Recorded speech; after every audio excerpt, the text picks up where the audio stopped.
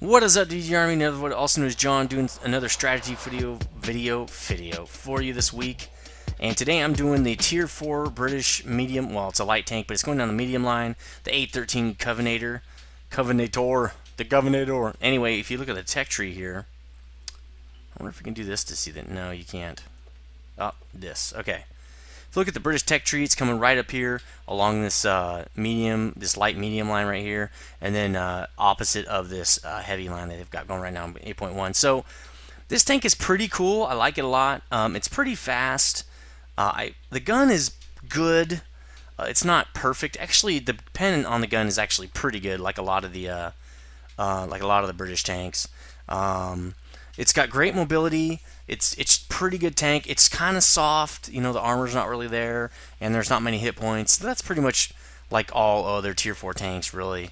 But if you're really sneaky, you can be great with this tank. You're about to see a couple of games I have that are really good, and kind of how to play this tank. So the way I play this tank is I kind of go into the sneaky areas, try to get flanked behind enemy lines, kind of light people up, play a little bit of scout, and just kind of keep them off guard. Really, again, the big thing on this tank is flanking, getting into positions that the enemy's not expecting, or pincer moves, doing pincer moves with your other guys who are coming up on the front. Like if they're coming up on the front of them like this, and you're over here on the side, that guy doesn't know who to shoot at now. He gets all freaked out. He starts making bad moves. You guys got him. That's kind of what I like to do with this tank. So let's look at some stats here. 340 hit points, pretty normal for Tier 4s. They don't have a lot. 360 horsepower, pushing 18 tons. That's a 20-to-1 power to weight ratio. Again, to me, that's the sweet spot. This thing is pretty speedy. It's really nice. It has a good acceleration and maneuverability. 50 speed limit, you will get up to it. I have before. I've done it plenty of times. Usually like mid-40s, though, not really at 50.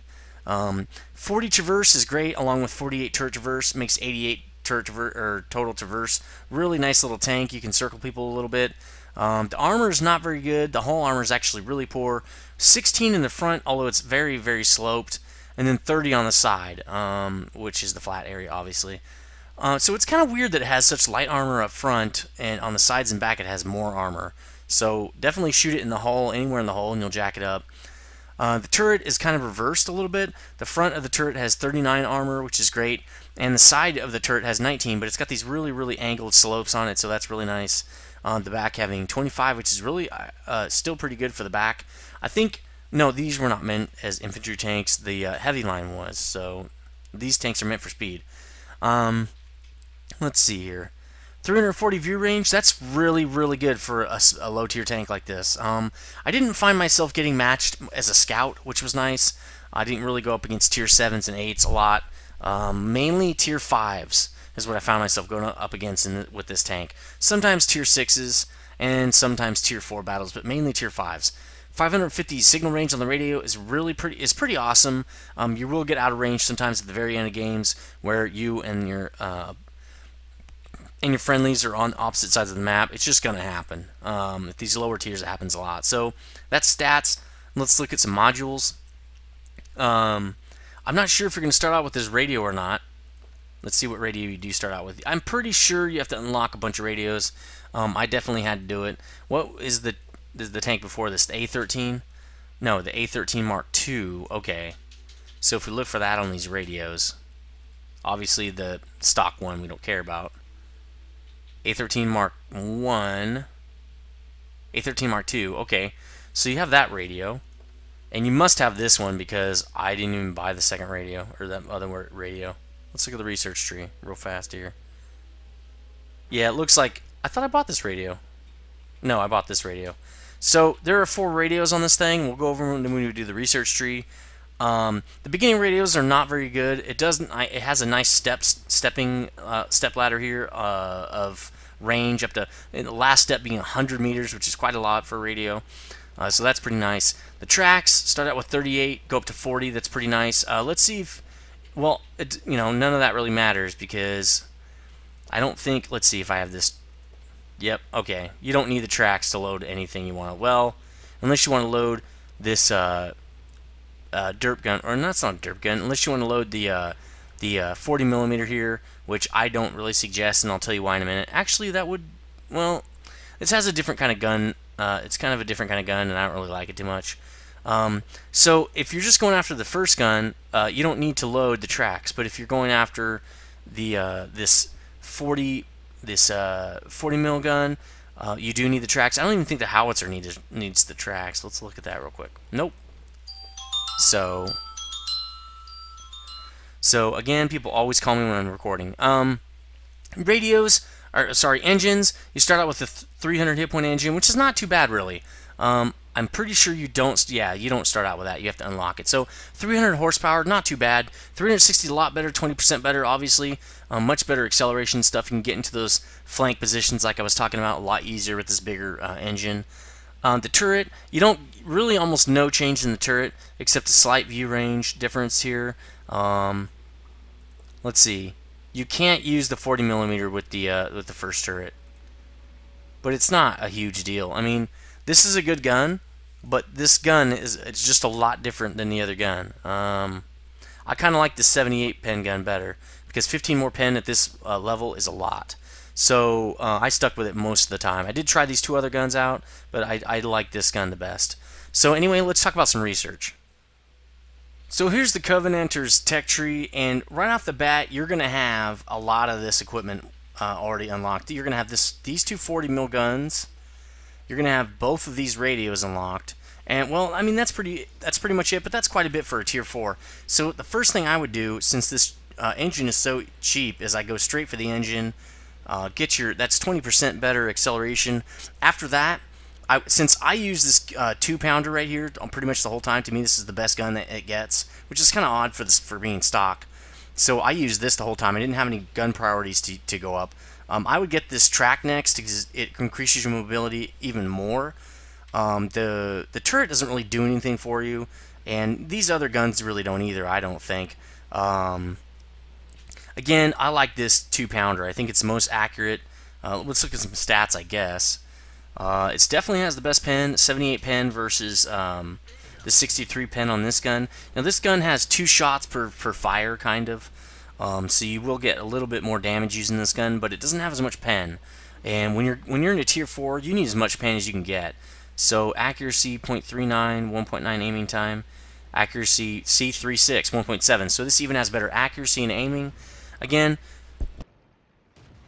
to me, this is the best overall gun. It's just the stock gun, it's nice. So, again, engine first, then get these tracks.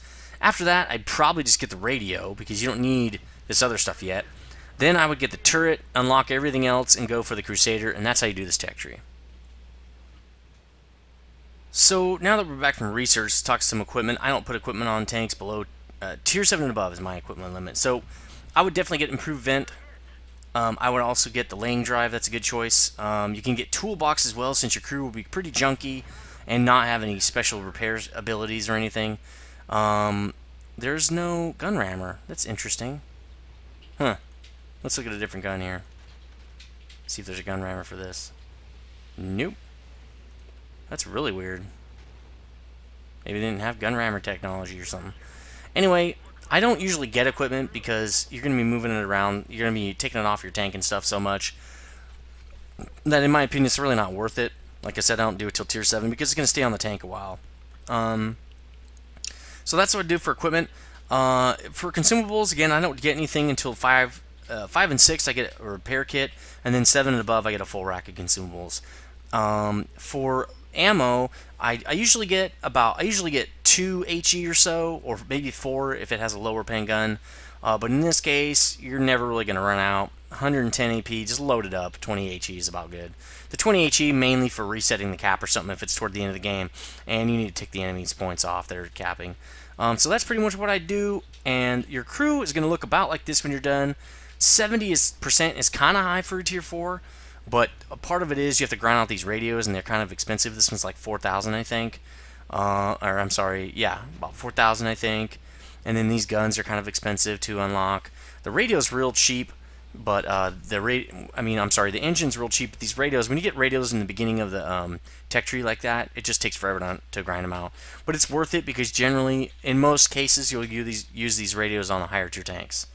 So, also look at this awesome crew: Sergeant Locke, Corporal Sexy, Corporal Peniston, and Lance Corporal Toon, which is pretty awesome. It's a great little crew I got there. So I just want to let you guys know that. Let me get a couple games. Hold on a sec. Here's a great game I had in Mines, and I wanted to show you this one not just because it was a good game, but also because this is kind of what you're going to do with this tank. Think of where you flank on these maps. Now, in this map, on Mines, the 1-2 line is the flank line. So I'm going to go over here, at least do some spotting, see if I can get some flanking going on, and I'm trying to find the best way to get there. Also, you can see I'm using the mod pack, the Black Shots mod pack. Check my videos to find, I just put up a how to install this mod pack, you know, how to download it, all that stuff. Check my most recent videos and you'll see it. Also, there's a link in the description to go find the video. So there's a T28, I'm already spotting him. I'm up here by myself. Also, I noticed, someone told me if you drop the replay on the XVM shortcut, you'll get XVM. So sweet, I got XVM on my replay. So he's already jacked me up a little bit. I'm just kind of waiting for him to get juiced. I think he's got the big HE gun.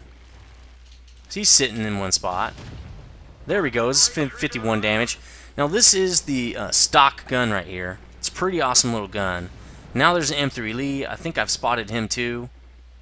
Getting some great support from people across the way here, helping me take these tanks out. Now, if I'm just trying to shoot real fast, a lot of times I won't aim. Just trying to get out there and shoot. Okay, I've pushed him back a little bit. The funny thing about this is, I'm here by myself. These guys don't know that, but there's like 5 tanks over there. You'll see. If they would have just swarmed me instead of camping, you know, they might have been able to do something. Now, this M4 had the idea. Yeah, let's get in there. Oh, he got juiced by the other M4, probably from the derp gun. So he's out of it. Getting great support by my buddies here. But that could have been really bad. So now people are seeing these guys push up a little bit and then get juiced. So they're definitely not going to push now. So yeah, there's the XVM. You can see people's win percentages and stuff. Pretty awesome. The whole chance to win, the global chance to win, it's a bunch of garbage. Because it's been said like 95% on me sometimes, and we got steamrolled. And then other times it'll say like 10% chance to win, and we just steamroll them, you know. So the global thing is not all that great. But this mod pack is definitely awesome. Also, if I push Alt, I can see how many battles the person has in the tank, their win rate, and their efficiency. So pretty nice. So T28 hiding right there. That's a different T28. Taking a lot of damage moving up to this forward position. But now I'm spotting, there it is, 3 guys. Spotting 3 different guys here. Bam, one of them dies. No, that was the M4 way back at base. I think these guys are... Nope. That was the PZ-34 getting hit there. Even shows me the enemy team. Okay, so this guy only has 2 battles in this tank. His efficiency's pretty bad. He's trying to run to get out of here. I'm getting shots on the back. Oh! SU-85! Get out of there. This guy's got a beastly gun, even though they did take away his biggest gun.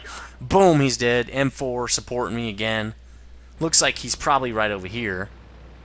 Nope. Yeah, there he is. See? Across the way shooting at guys. So I'm lighting these guys up and he's taking them down. Now I've cleared out this whole side. Me and that guy have cleared out this whole side. Boom, you're dead. Taking out that M4. Moving up this lane all by myself, basically with spotting. So that's the end of the game. Let's look at some end plates. These are the end plates to that game, and this is definitely doing the 5 times a weekend, 3,900 XP. That's a, what is that, 800? 8 times 5? No, that would be, well, anyway, no, that'd be 4,000. Yeah, it's about an 800 point game. Pretty nice. Killed 1 guy, damaged 5, spotted 5 guys. They got me a lot of XP and credits. Spotting guys while they're getting damaged got me a lot of credits. Pretty nice little game. Let's go to the next end plate. I did sort for XP. 4th on the list in a tier 5 game. Pretty awesome, actually. If you're a tier 4, if you're mid-pack and you get close to the top like that, you did pretty good. Let's see how much damage I did. I got 353 damage. Not that good for damage, but it did tons of spotting and damage upon detecting 579. That was really awesome. So that's the key to this game is I did a lot of spotting. Again, getting into those positions where I can flank and stuff, using my speed to get in there and get out and not get hit. So yeah, damage upon detecting 579. That's the key to this one. Shot 13 times, direct hits only 9. Penetration's 8, and that's just because I was shooting a little bit wild, trying not to get killed. 1200 damage to my tank, 1200 credits worth of damage, 500 credits in rounds, and made 16,000. Pretty nice little game. Let's get another one. So here's a great game I had on the Ensk map. Again, look at that global win rate, 52%. You can't really go by that, you know? I mean, you just can't. I don't really use that. I just like looking at it for giggles, really. And XVM I really don't use much anyway either. Sometimes I will follow guys with high efficiency ratings because I know they're pretty good, and we can wolf pack together. That does help me get a little bit of an advantage. But you can have guys that have crappy stats and they're still good players. You never really know. So it's kind of a guideline. It's a little bit indicative, but it's not the end of the world, you know. Like this guy, 900 efficiency. He's only got 16 battles in his tank. You know, some guys like that guy right there in the M5, he's got 122 battles. That's probably because that tank takes forever to get through. So again, I'm flanking. Pretty sure nobody's here, but usually those TDs, like the Hetzer, there would be like one Hetz here down the way at like J1. So you got to be really careful right here. Kind of poke out, see if you get shot at, really. So I know I can flank right here. I haven't been shot at all. Coming around here, trying to get some damage, but nobody's there. Looks like they all kind of got out of here. So I'm going to do this again. I don't want to come at them head on. I want to get around in behind or in the side or in back of them. So coming here, this should be good. Total flank maneuver right here. Should be able to get some good damage on everybody. T127, little gold tank they gave out. It's a pretty good little tank. This is it can juice you pretty bad. It's got a great gun. Nice little bouncy armor for some reason. But I'm jacking him up and he's getting out of there. Took a little bit of damage, not too bad.